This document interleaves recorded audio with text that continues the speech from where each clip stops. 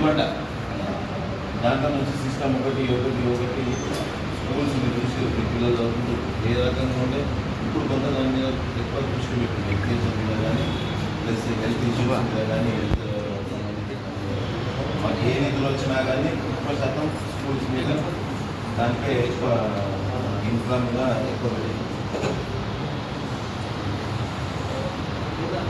ఆర్మూర్ శాఖా గ్రంథాలయంలో ఇంటర్నెట్ సౌకర్యంతో సహా 5 కంప్యూటర్స్ ఇవ్వడం జరిగింది. మేము కోరుకునేది ఒకటే, పిల్లలకు నేను ఛార్జ్ తీసుకొని సుమారు 6 నెలలు అవుతుంది. వాళ్ళకి ఏది కావాలన్నా చేయడానికి నేను సిద్ధంగా ఉన్నా. ముఖ్యంగా ఇవన్నీ నేను చేస్తున్నా అంటే నేను ఏదో ఆశించి కాదు, ముఖ్యంగా మీ నుంచి ఆశించే. ఎందుకంటే మీరు అందరూ ఉద్యోగం సంపాదించినప్పుడే నేను చేసిన దానికి ఫలితం ఉంటుంది అని చెప్పేసి మీ ద్వారా నేను కోరుకుంటున్నా. ఈరోజు ఆర్మూర్ పట్టణంలో జంబి హనుమాన్ పక్కన ఉన్న గ్రంథాలయంలో మొదటి అంతస్తుని ఇనాగ్రేషన్ చేసుకోవడం జరిగింది.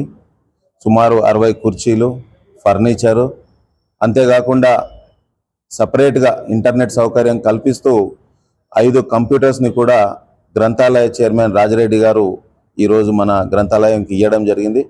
వారికి ఆర్మూర్ నియోజకవర్గ ప్రజల తరపున ధన్యవాదాలు తెలియజేస్తున్నా.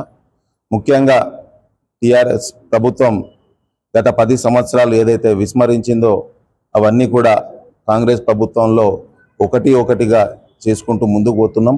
అందులో భాగంగా ఎడ్యుకేషన్ మీద కానీ హెల్త్ మీద కానీ ప్రధాన దృష్టి పెట్టి దానికి సంబంధించిన సౌకర్యాలన్నీ కూడా కల్పించే విధంగా కాంగ్రెస్ ప్రభుత్వం రేవంత్ రెడ్డి గారు ముఖ్యమంత్రి గారు ఈ యొక్క కార్యక్రమంలో ముందు ఉంటున్నామని చెప్పి తెలియజేస్తూ మరొకసారి రాజిరెడ్డి గారికి ప్రత్యేక ధన్యవాదాలు తెలియజేస్తున్నా.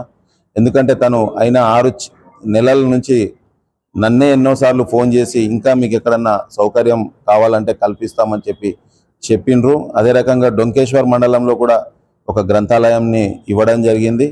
నందిపేటలో కూడా జాగా చూస్తున్నాం, ఎక్కడన్నా జాగా ఉంటే ఇమ్మీడియట్గా అక్కడ కూడా పుస్తకాలు ప్లస్ ఫర్నిచరు, కంప్యూటర్స్ కూడా ఇస్తామని చెప్పి కూడా అన్నగారు హామీ ఇవ్వడం జరిగింది.